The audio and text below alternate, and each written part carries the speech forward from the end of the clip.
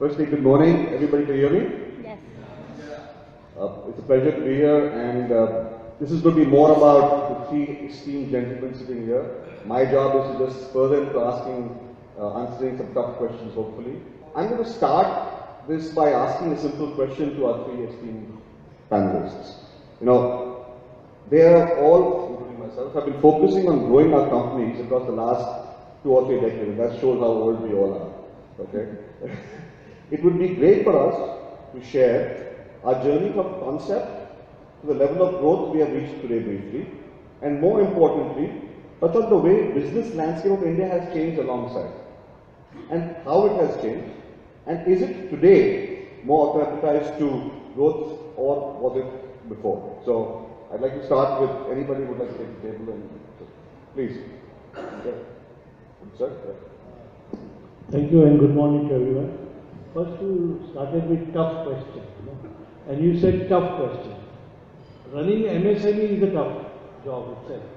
So there is nothing like tough question for any MSME player here. Because to run a small scale industry, the multiplicity of laws, multiplicity of issues confronting MSME, multiplicity of taxes. Of course, now when after GST comes, we will learn. But still, as we say, ease of doing business, make in India, there is a leap forward. At least the atmosphere is being created for a better growth. I'm not saying that we have been able to achieve that, but atmosphere is being created for a better growth. Secondly, the two things on financial front what they have done, increasing the credit guarantee limit by 1 crore to 2 crores, and also allowing NBFCs also to pitch in, because the NBFCs will get the same guarantee, which is a great thing. Because, small scale was always suffering from timely and inadequate finance. We were always talking about educated and timely finance, and we were never getting it.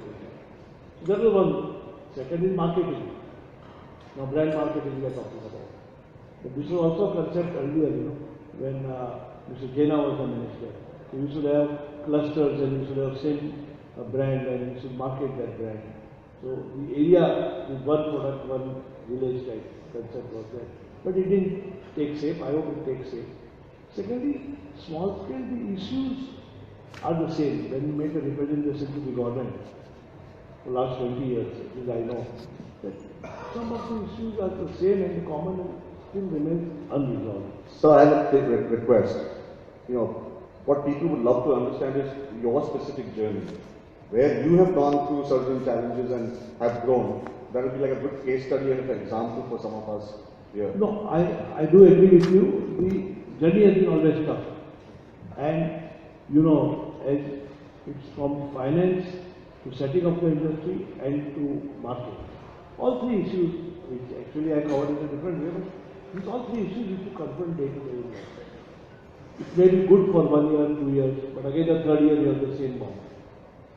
So as we say, we always get a speed breaker on the road. Similarly, we have speed breakers in our journey. And such confrontations are day to day. But in spite of all that, small scale has grown. In my product also, textile product also, we see good market. If the global market is good, we have a good market. We always feel the large scale should do well, so we do well. If they are in trouble, we also make in trouble. Because after all, whom do we supply, large scale or exports? Either of them should not be trouble, like global market today as it is. Last 3 months is good. So, that way, confrontation of issues always come. But we are able to resolve and move forward. And everybody has grown. I know many people here in the audience because what they were and what they are today. Okay. But issues still remain, it needs to be addressed. If I look at the last 20 to 30 years, I think doing business in India has become much easier in a lot of ways. The infrastructure in India has improved. We still keep complaining about the infrastructure, but the roads have become better. Internet and connectivity has become better and we all use it. So if you look at the last 20 to 30 years, I feel that in India, 2 or 3 things have changed fundamentally. One is infrastructure. 2 is the the advent of media. 20 years ago, you didn't have, or 30 years ago, you didn't have television in its broad way. That has changed a lot of how you market in India. If you are like a consumer product like ours, like Hawkins, the way we market. The third thing that's changed substantially in India is that the competition has actually increased. For example, in our industry, when we make pressure cookers, it doesn't take much to make a pressure cooker. And you all have heard of Hawkins or something like that, but what is the facts are, about 50% of pressure cookers in India are made by very small industries, what we call the unorganized market. But I mean, they make pressure cookers, they're part of the market. I mean, they are unorganized is only people like us calling it unorganized, as much a pressure cooker as anybody else. So the competition has increased, the infrastructure has become better, and so in some ways it's become easier to do business, and in some ways it's become more difficult to do business. But I think the business has become better. But wouldn't you say that when you say that the competition has increased, it's also largely expanded the market? It has, absolutely. Helping as small and medium businesses Absolutely. grow with that? Absolutely.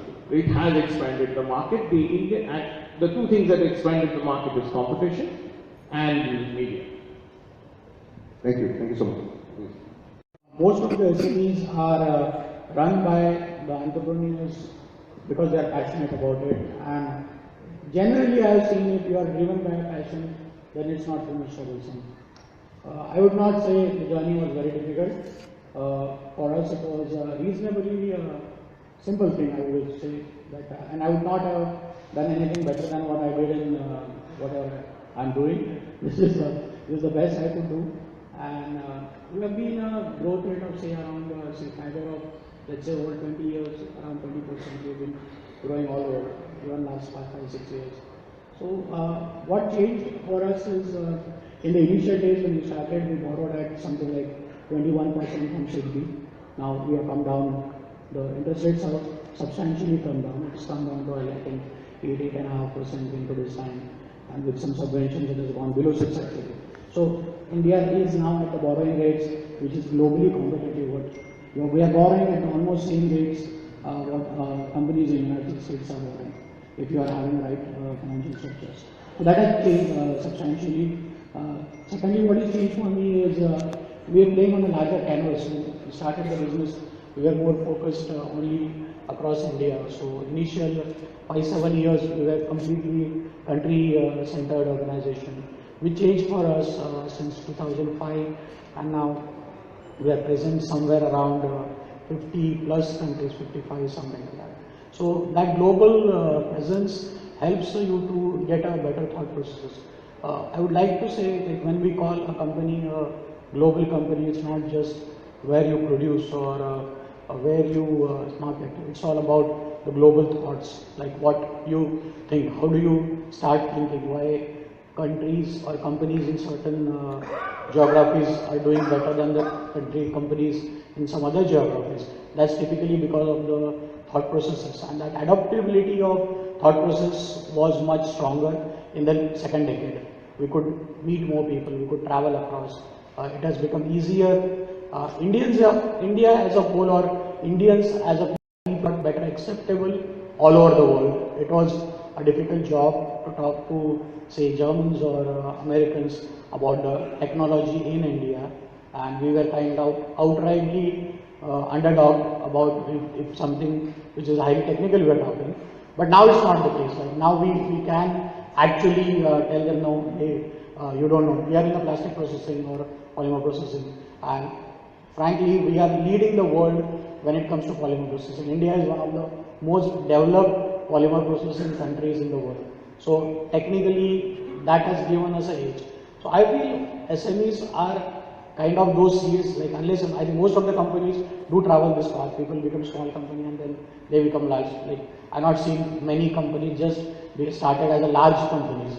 Mostly they start as small and then grow up. So it's a wonderful journey. It is exciting. You meet a lot of people, you get matured. You don't learn too many things during your college education or school education, which you learn during this process. And for me, it was a very enriching, simple, and happy journey. Thank you so much. So this was just a little bit about our three panelists on their journeys so far. Now I'm going to start coming down to the core questions. Okay. So Make in India, this is part of the theme today, is coined, a term which has been recently coined, but it's been around for many years, as we all know, right? But each one of us here has in some way or the other been doing something which has been made in India and been innovating to compete in the global markets. So what I would like to understand from each one of you is, what is it that you all have done in your businesses which was made in India maybe 20 years ago, is now currently branded as Make in India, which has helped you compete and succeed in the global market? And what were the challenges you faced while you were implementing these ideas? So can I start with maybe Lucy? If you look at the history of Hawkins, and now I'm going back to 1959 when this company was started, with a capital of 20,000 rupees, mostly got by the founder's wife putting her jewelry girvi rakhe. Now, Hawkins started off as this product was a British product. The pressure cooker was made by a British company called L.G. Hawkins of Drury Lane, based in London. And this Indian company was a sort of commissioner who used to make the cooker and sell it in India. However, what happened was the pressure cooker started doing well in India. And in about 5 or 6 or 10 years, the British company shut down. And it got sold to some other companies.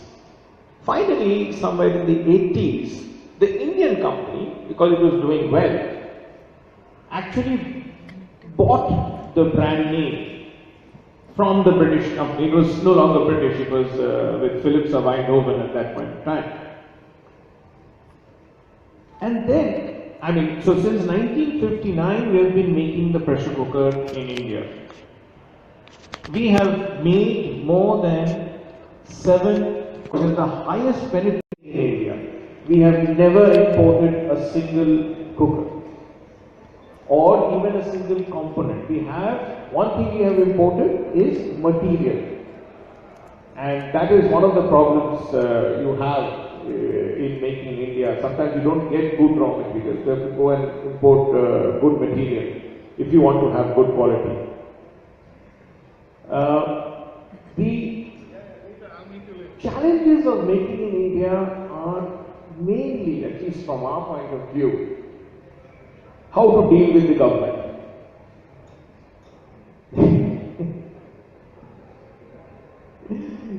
I'm very happy now that the government is saying Make in India, but It's a segue to a great question, and I'm going to ask it right now, so where the other speakers you mentioned how do you deal with the government. So now, in this forum, I'd love you to ask, what is it that you would like the government to do to make it easier for budding entrepreneurs and existing SMEs to do business in India and compete in the global stage?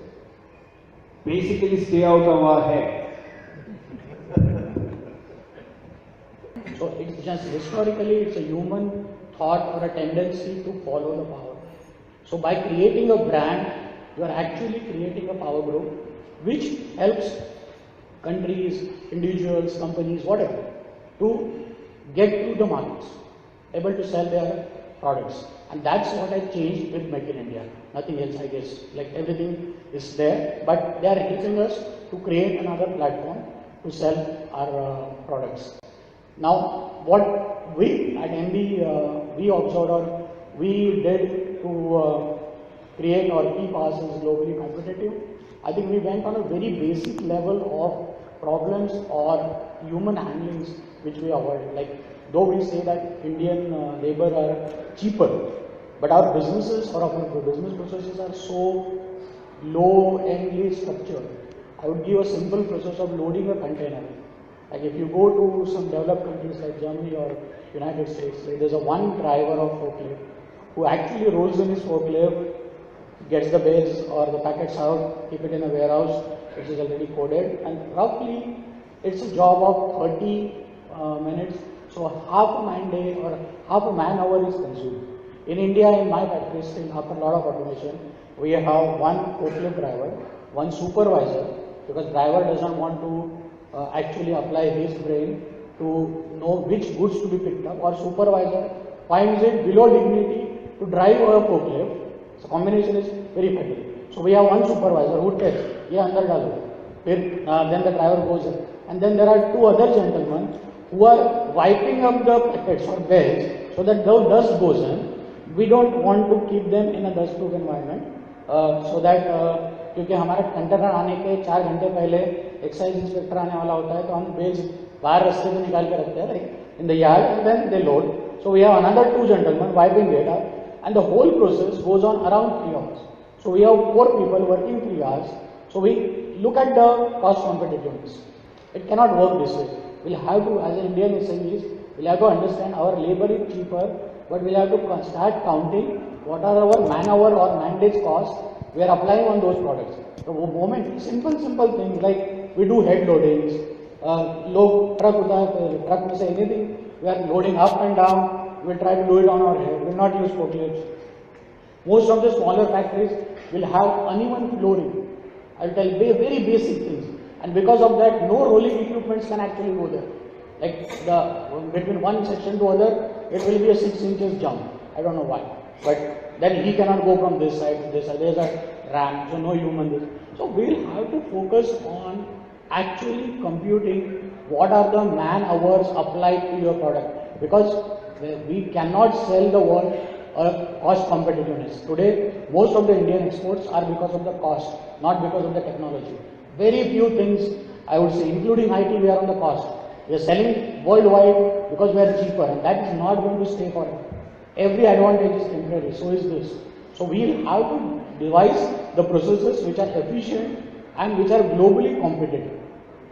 I think government should govern and we should do business. Both of us should be fidel and loyal to the system and would do our things. Thank you. Say the same. Sir, from your perspective? No. As I said, when the new government took charge and they coined this Make in India and all, they also announced one more thing, that minimum government, better governance, which has been not implemented. That's what As we say, keep off government, we are not saying keep off government, but minimum government, better governance. Okay. So do that. So that will see that the growth is there. Okay. And I tell you, when we are talking about digital India, like online, why not have most of the things online? Why you want to have personal inspections? Why you want people come to you? Why you want people worry you time and again? See, small scale is a single entrepreneur. He does everything by himself. There are very few companies who are very big and professionalized. Right. And I'll tell you, small have grown big and small will grow big if you allow them to grow big. And they will do that. Because they have an ability and capability. When they can work within these circumstances, they can do much better if you give them a better environment. And our transaction cost has to go down. As you rightly said, our transaction cost is very high. Rather, even the infrastructure, if we improve our infrastructure, whether port to delivery to connectivity to railway road, your transaction cost will come down. Today, India is 6% of the GDP transaction cost, whereas world over it is 3%. The government is the lawmaker. They should write the laws better. You know, in India today, as soon as you read any piece of law, you can interpret it in 30 different ways. Because it's written like that. It's not written. So as a business, this thing, weights and measures, when you read Weights and Measures Act, you don't know what font size should it be, what should you write, because वो ऐसे draft करते हैं कि आप, but you, even if you want to comply, you cannot comply. Some inspector can always catch you and say, this you have not done. Okay, moving on. Indians in my life in general have been very innovative, and we've all heard the word jugaad. Lack of resources, lack of technology has never been something which has stopped us from doing stuff and competing with nationally, internationally. What would be great is, and I'll kind of just a little pause of time, is you maybe ask one of you, any one of you to say, what have you all done? What kind of jugaad have you all done in your business at any point of time, which has allowed you to actually compete in the international space? Anything, any one example would be great. Any one of you. Please. I am a wrong person on this question. Okay. I am completely anti-jugaad. Okay. You see, what has happened is, jugaad started off by being innovation, which is fair enough, absolutely fine. Every culture, every organization does it. But today, in the Indian context, jugaad means not being prepared. Sir हमने तो सोचा नहीं था ये करना है, हम सब कुछ जुगाड़ कर लेंगे. अरे भाई तुम्हारा काम है सोचना, ये करना है. So the unfortunate part is, and I find it very often in India, people have not thought through the process. They are not organized. वो last minute में पहुंच के हम कुछ कर लेंगे. They have that confidence, which is not bad, but it often means worse quality. In that sense, it doesn't work. Fair point, but I think there have been also examples. There's little difference here. You see, I don't take it jugaad as a bad word. Okay. Nor offensive, because I feel we do jugaad every day in our life. कुछ ये करना है तो कुछ भी करके करो. That is jugaad. Innovation is one part. But we have to deliver this today, this material. But that will be inferior quality. We are exporting, we are doing everywhere. It is like a time-bound program. कुछ भी जुगाड़ करके delivery करना है या कुछ भी करके इसको मशीन को चालू करो आज. You will say wait for the engineer, wait for this, which happens in a very big professional companies or big large industries. But small scale can't wait for a production for a day. Wait for the person to come and mechanic to do your machine repair. So you say jugaad technology, and this jugaad works in India. I don't know whether good or bad, but it works in India.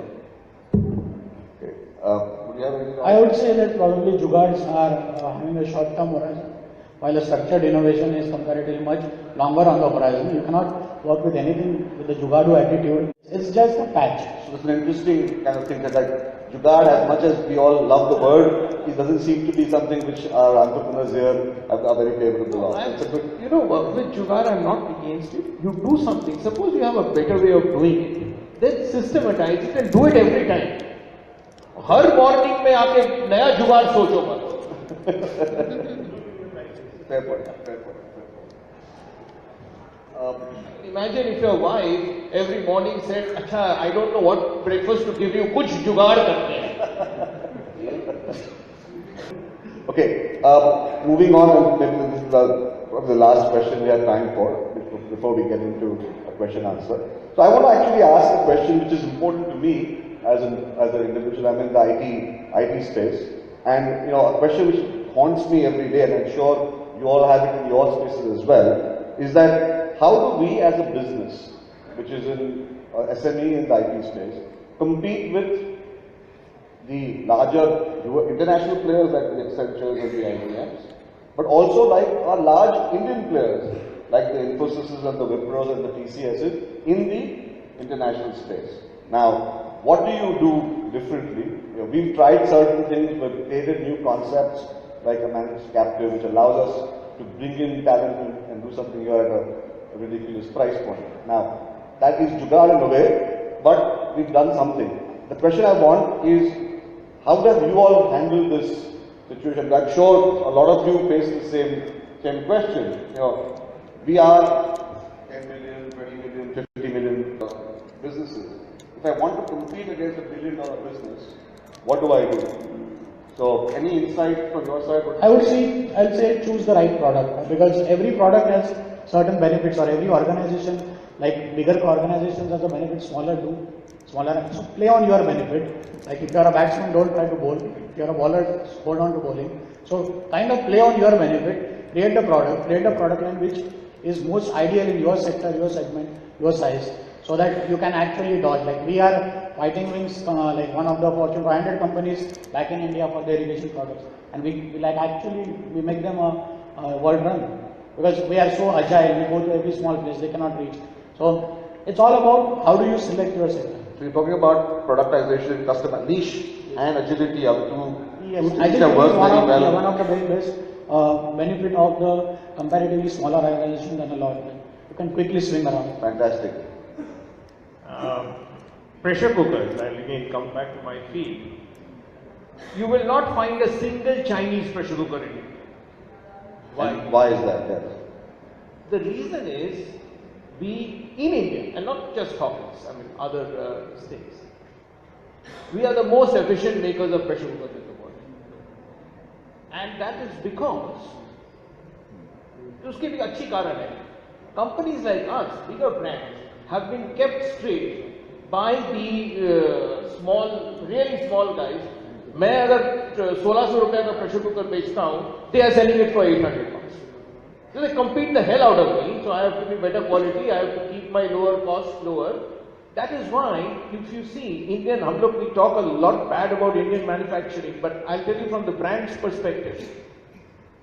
If you import from China, you have to write made in PRC. China लिखने में सब डरते हैं. Whereas made in India, you can earn a premium. Made in India, if you put today in my, in plastics, cookware, all these sort of this thing. Made in India, the guy will pay you 5% more compared to made in China. That's true. Look at it from the biggest point of view. ये अगर SME की conference नहीं होता, अगर बड़े लोग की conference होता, suppose it was all the Infosys and all that, what would they say? How can we be as agile as the small people? How can we be so fast as the small people? उनके innovation देखो, हमने ये सोचा नहीं है, उसने ये innovate करके बैठा हुआ है. So actually, to be small, to my mind, is not So the question is, how do you make the elephant dance? Yes. So the elephant is not going to be able to dance. In fact, if you see Google, for example, the largest organization in the world today, is breaking up its companies into small parts. So they have alphabet and only बोल रहा है आप सिर्फ car बनाओ, आप सिर्फ ये करो. Because innovation lies in the smaller company. The bigger companies वो tour report भरते expense statement भरते कौन किसको promote करोगे भरते खत्म हो जाते हैं. Whereas the small companies, you have agility, number one. Number two, what you have is पेट में भूख, which the big company doesn't have. The guy is thinking कि मेरा अगला बोनस कितना होगा, मैं कौन सी आइलैंड में घर खरीदूंगा. उससे भूख नहीं बनती है. भूख बनती है when you say that अगर ये नहीं हुआ, I can't pay my guys next month or I'll go out of business. So small companies actually have that advantage compared to the large companies. And I feel what they don't have, and first thing क्यों है और why they stay small, is number one, you must be ready to compete, not lose out. If the big company comes out with some good thing, copy it. कोई बात नहीं. All innovation starts from copy. Copy the hell out of the guy. Fight him. Don't, and आप लोग IT में आप लोग का क्या होता है? You don't get people. I'll tell you, I run good IT in Hawkins. I get people from Infosys at 20% less salary. You know why? वो बेचारे को Infosys में कोडिंग करना नहीं मिलता है. The guy wants to code. He wants to write real code. Infosys has put him on the bench. I'm sorry, I don't know if anybody is from Infosys here, but that's true. That's the truth with IT. So if you really want good guys, then come for. I'm going to ask you to talk to our recruitment people. But focus, quality and consistency, that makes a difference. If you're really focused that what you want to do and what you want to achieve, you definitely achieve it. Like they have done it, many people have done it. Now you see one of the new projects which has come up, Patanjali. Is giving run for money for big companies. I think most of the multinationals are feeling where to go. Same thing what Nirma did once upon a time. Yeah. So you can give run for money for the multinationals also. If you are focused, your vision and consistency, and people have to adopt it. But if your quality is good, they adopt it. As he said, 7 crores women or the household people have the organs.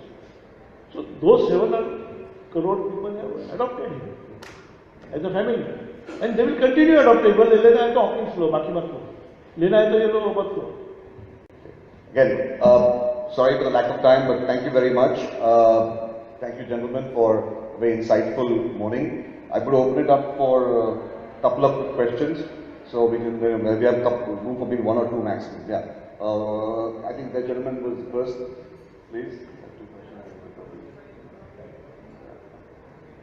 You just address it to who you want to ask, please. Yeah. Hello. Very good morning to all the office company. My name is Sid Jain and I represent a few companies as a strategy advisor. Now my question is to Shubhadeep sir, because Hawkins is a company which is listed. At what stage would you recommend SMEs to start investing in people and process excellence? Because in my limited career I found people excellence and process excellence are good to hear words. However, when it comes to really investing, there is some bit of an inertia. So, I mean, it may not apply to every company, but it's just a generalistic statement. So, I just wanted your perspective as to how important is this to break away from the mode that they are into and try to get into a stage where they can compete with the leaders. In my experience, one of the things that holds back Indian SMEs especially is what I call the family. Because what happens is you have an entrepreneur who's good, he's obviously started something, he has fire in his belly. But the next step is often the son or nephew, etc. Some of whom are not interested in the industry really. So professionalizing is a way out. And I'm not saying that always professionals are good, there are enough rubbish professionals who will squeeze the end out of your company. But there is, people think that there is a cost to systems. कि अभी मैं professional लाऊंगा, उसको extra payment करना पड़ेगा. Why extra payment करना पड़ेगा? Pay him on a profit sharing basis. Why do you have to give him a fixed salary of XYZ? बेटे तू सही काम करेगा, तेरे को extra profit मिलेगा. Now, profit sharing का 2 advantage है. One is it reduces the risk of employing the person. Second, more important is, the most important thing, it throws away the wrong people. The guy who wants to come for 5 lakhs and a car is not going to be interested in profit sharing. He'll say, nahi, agar nahi kar paya to. There is this, आप लोग आपके info space में there is a company called Zappos, जूते बेचते हैं. Zappos में if you are a management trainee, 1 साल बाद Zappos pays you $1,000 to quit. तो जाना चाहते हो $1,000 लो, भाग जाओ. The reason is what this guy says, the CEO Tony, that I don't want people who are going to be lalchi for that $1,000. तो जाने दो. The people who stay back will help my company much more. So professionalizing is, you must do it. That's how you will grow. Otherwise, एक जगह में जाके फंस जाओगे. You won't be able to grow because your nanad ka beta does not want to move from Pune to Bombay.